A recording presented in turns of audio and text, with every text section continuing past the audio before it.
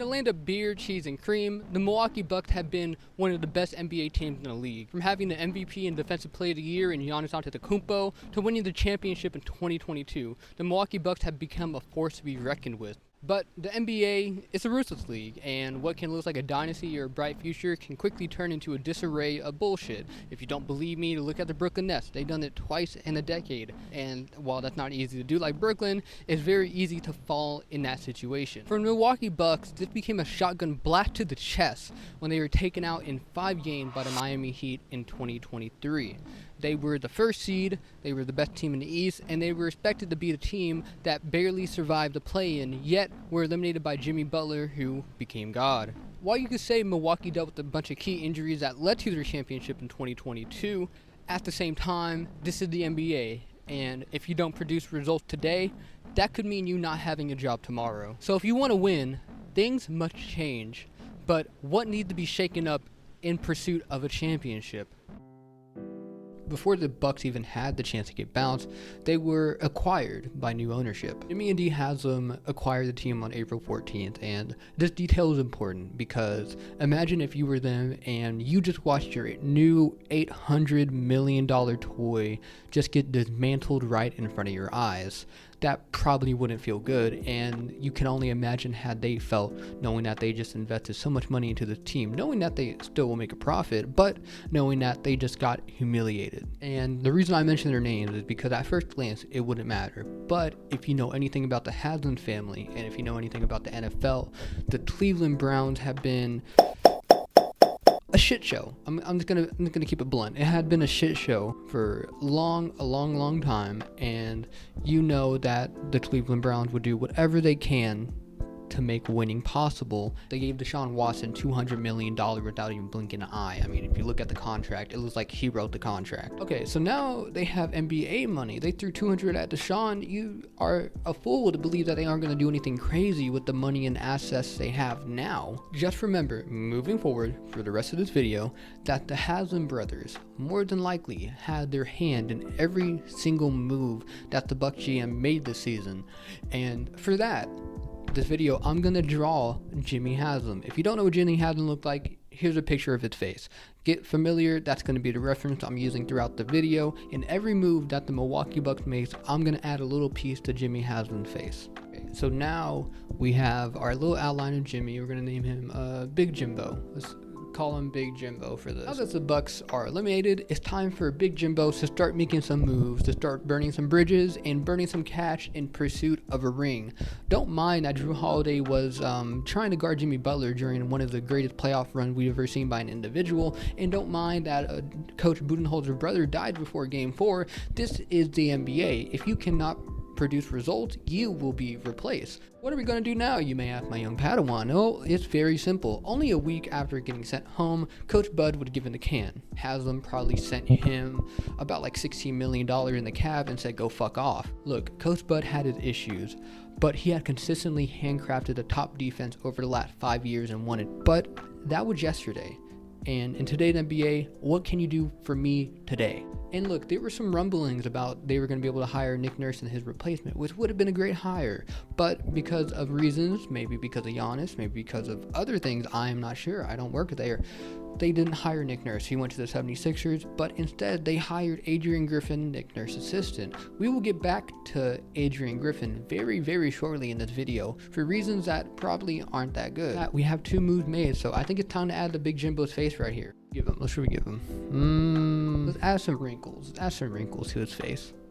He's an old man. He can't help it. He's gonna have some wrinkles. Okay, perfect. Trust me, we got a lot more moves to make, so we can afford to do the little wrinkled right here. And so while the Bucks didn't really do anything in the draft besides draft Andre Jackson and Chris Livingston, from my memory, they had to make some moves in free agency. And those moves came in the name of Chris Middleton and Brook Lopez getting extensions, which were necessary because you can't let them walk. But there was one thing that needed to happen. We saw Jrue Holiday, even if he couldn't guard Jimmy Butler, he wasn't doing that great offensively in the playoffs with Chris Middleton not being healthy and having to step up as the second option. Some things needed to change, and that means putting a new star next to Giannis. From Milwaukee, Damian Lillard had just been chilling on the trade market for like the last 2 months because he'd been trying to force his way to Miami. That's neither here or there, because we know at the end of the day what happened next. The Milwaukee Bucks said, we're going all in. Sorry, Drew Holiday, pack your bags. We'll pack it for you, matter of fact. And they sent him to Portland for Damian Lillard. And we are in a great position to win the East now, because who can stop this offense? Damian Lillard, Giannis, pick and roll. Giannis stopping everybody. Damian Lillard giving the buckets that they couldn't get. This is perfect. No one can... Celtics just traded for Drew Holiday. What? Okay. Might have fucked up there, but we couldn't see that coming. We still have Damian Lillard. Look, and the best defense is a better offense. So, as long as we can stay healthy, as long as our team can put it together, we're going to be fine. The Celtics may have 4 or 5 All-NBA defenders, but who cares when you have Dame and Giannis? I mean, what can go wrong? We're still the best team in the East, right? Right? We're going to be okay, but, fuck you, Boston. Lips and more wrinkles.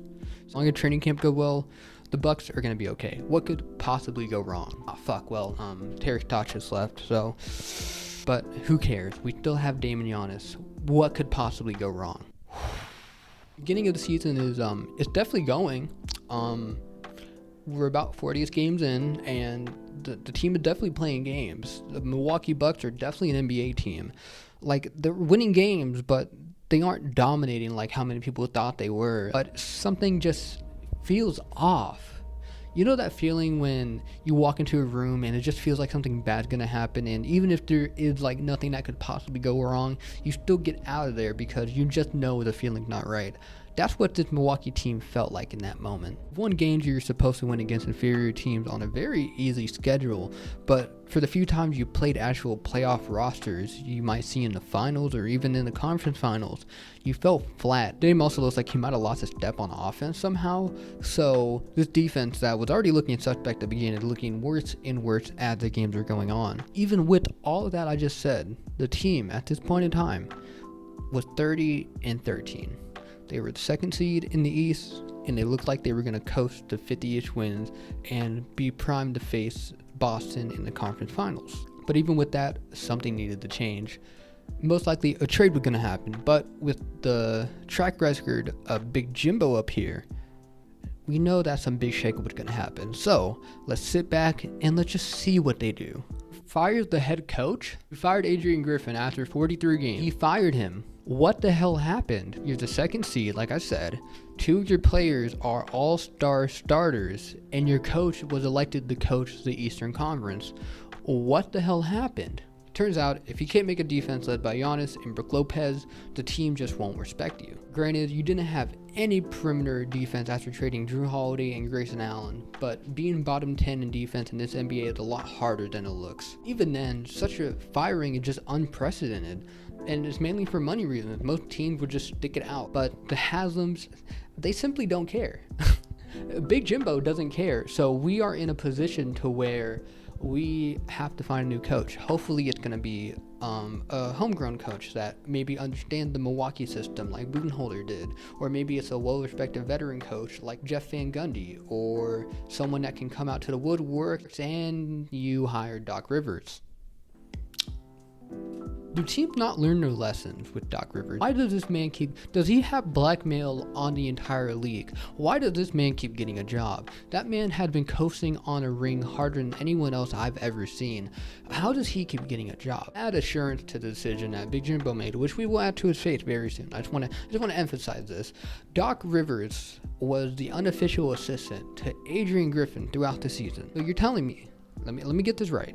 You're telling me that the coach who was deemed irredeemable after his bad game planning on defense and his inability to have a locker room on his side, you're telling me that you hired the guy who would giving him advice? All right, sounds legit. Let's keep going. Fuck it. Look, let's just be optimistic, okay?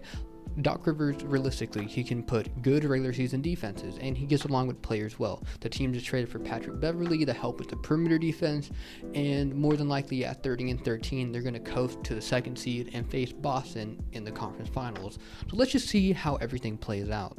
Now that we've fired a coach, hired Doc Rivers, and traded for Patrick Beverley, I think it's time to fill out the majority of his face. So let's draw his eyes and his nose to the best of ability we can. This isn't looking that bad. We might have just made it worse. Okay, it's all good. Here we go. Now we're putting him together. There we go, Jimbo. So Jimbo's now finished. He's now watching from the sideline. He wants to see how a team does. So let's fast forward to the end of the season. Let's see. There's no way the Bucks can fuck this up, right? Do you know how hard it is in an 82-game season in the NBA to start the season 30-13 and finish with less than 50 wins? Apparently the Milwaukee Bucks don't, because they made it look really fucking easy. Okay, so through a combination of injuries, and let's give it out. Let's do it. The combination of injuries, a rough schedule, and very, very weird chemistry mixed all the way through.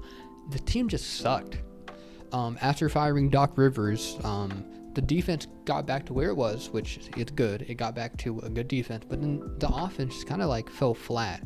It just, even with two superstars, with Giannis and Dame, it just wasn't enough to just make a good team. Apparently, I didn't know that. They finished the season 17-19 with some really humiliating losses. There were a lot of games that they just blew leads, whether they were blowing lead to good teams that they were supposed to beat because they had a big lead heading in the half for the fourth quarter, or just absolutely shitting the bed against teams like the Hornets, or maybe not the Hornets, but a team that just had no business winning that game that late into the season. It was not looking great, especially when you add in the fact that Giannis had an Achilles strain. So you were missing him for a while, and you're most likely going to miss him heading into the playoff. For the Milwaukee Bucks, your best hope is that you make it past the first round, but unluckily enough for them, their opponent is not going to go easy on them. Because of the losing, they now have to play the 6th seed Indiana Pacers as the 3rd seed, and too bad for them, it did not work out how you wanted it to, because not only did Giannis still have his Achilles strain and just didn't really come back and play as much as they wanted him to, Damian Lillard also had an Achilles strain. So 2 Achilles strain to your 2 best players. I don't care if you're playing the fucking Pistons, you're not winning a series like that. It's exactly how I expected the season to end when they hired Doc Rivers and Giannis was taken out the first round. It's a great team that shows flashes of championship hope, but it can't overcome the veil of failure that would cast upon it this season. It looked like the Pacers were severely outmatched in the first game, but when your team is tired, old, injured, you're just not going to outlast a 7-game series against one of the fastest teams, one of the youngest teams, and one of the most efficient offensive teams the NBA has seen in a long time. The worst part about it is that the Bucks couldn't even live it down. They had to sit and know that their loss had a lot of meaning, because not only did the Pacers make it to the conference finals, the Celtics also made it to the conference finals with the piece that the Bucks traded away and then the Celtics traded for in Jrue Holiday. And then, as we all know, the Celtics then went on to win the NBA championship. The whole time while the Bucks were trying to get their shoes back on, the Celtics were doing fucking victory laps around them. The Celtics had a year of having the best record in the league to then having one of the best playoff runs we've ever seen. If I'm a Milwaukee Bucks fan, if I'm a Milwaukee Bucks player, I'm sitting at the couch at home very, very mad. And it makes you wonder if Milwaukee was in the place they were last season when they still had Jrue Holiday, knowing how things would play out, would they have still made the move? When Jrue was traded to the Boston Celtics initially, and he told the media that he was happy to be on this side, a lot of people initially wrote him off as salty for getting traded, which at the time was probably true. But in the end of it, Jrue Holiday was right. The Celtics won in convincing fashion, and honestly, they have all of their important pieces coming back for the next season. For Milwaukee, it's not so simple. The Bucks, to put it lightly, are kind of fucked. Not as fucked as some of the other traveling circus shows we got going on in the league, but they're not in the position they thought they would be after trading for Damian Lillard. While it's good to have Damian Lillard and Giannis Antetokounmpo under contract for a couple more years, it's a lot harder to work with the rest of your team. But when you have your hands wrapped in these seemingly golden handcuffs, you really don't have too much of a choice, because this team is far too expensive to make any significant moves. That is because the Milwaukee Bucks are in the second apron, which means that it is very, very hard for them to make any moves that would help shake up the roster like needed. The Milwaukee Bucks would most likely want to trade their way out of the situation that they are in, but to trade someone like Chris Middleton or Brook Lopez, it seems that they have to get contracts that are nearly 1-for-1. So heading into free agency in the draft, the team knew that their options were very limited, and honestly, I'm going to give them props. They did pretty well for what they had. In the draft, they drafted AJ Johnson at 22nd, which at the time seemed very sketchy. He's 18-year-old, and in the NBL, the National Basketball League in Australia, where he played, he had arguably worse stats than Bronny James did in college. And while that was true, he went to the Summer League and played pretty well in the few games that he had. So while he may not be a rotational piece at the moment, he could be guard depth that would be very beneficial later into the contract with Giannis and Dame that would make it easier for them to be able to actually fill out their team. And even in free agency, I thought the team did really well given what they had to deal with. They were able to sign Taurean Prince and DeLon Wright very early on in the process, and then to cap it off later in the process, once teams were out of cap space, they got Gary Trent on a very cheap deal. I'm very proud that they were able to get these pieces to help build out the roster, but even with that, I still think this team is not good enough to win the championship. I still think this team has the capacity to win 50 games or more and be a top seed in the East, but with how the Boston Celtics are set up, with how the 76ers and Knicks are looking, I don't know if I fully trust that the Milwaukee Bucks can pull off a finals appearance or even a final championship without major injuries happening to everyone else around them and not them. And I think the reason why I'm so hard on the Bucks for what they've done in their team and their expectations compared to the last video I did on the Memphis Grizzlies, which if you haven't checked it out, go check it out. The reason I'm so hard on them is because you already had the championship team, you had the ability to make a push for another run, and you fumbled it. And your response to fumbling it was making the moves that may have made sense in the moment, but long term ended up hurting you far more than you could have anticipated. And the reason why I'm so harsh on the Haslems about what they're doing is because when you have new owners, they like to take big gambles like this because they just got the team, they want to make their new toy worth the money that they're paying. And when they are finally here and making these moves and thinking only short-sightedly, thinking we can win a championship this year, and they don't win a championship. Look at the Suns. You don't win the championship. What do you do next? You put your team in a position that screws you over, and now you're trying to build with the pieces that you may not actually be able to build with. And so, honestly, at this point, the best hope that I had for the Milwaukee Bucks, if we're going to be honest, if we're going to be real, is that Giannis and Dame can stay healthy. Dame can make a recovery from what he played last year, because that was not his best basketball compared to coming off to the best season of his career to then what he played last year. There is a noticeable difference. If we can get Dame to play better, Giannis to stay healthy, and the team to just not regress into a hole, this Milwaukee Bucks team can still be great. But even with that, I don't have high hopes this team can reach the high ends of championship hopes. And more than likely, we're going to be in the exact same position again, with the Bucks sitting on the couch watching the Celtics do victory laps around them, and they didn't even try to put their shoes on because what's the fucking point? So that video was a bit more, let's say, not as hopeful. To be honest, I just wanted to be harsh in this one because I wanted to be a bit more creative with my drawing, with my shooting, with where I did my videos at, and I'm just happy you watched. So thank you for watching this video so much. If you are a new viewer, please like, comment, and subscribe. That would be greatly appreciated. I plan on making content like this throughout the year, trying to get more consistent with it, but I know the school year is going to be hard. But regardless of that, I'm going to try my best to put out content that you guys will enjoy and content I feel won't burn me out. Finally, just thank you guys for being here. And with that said,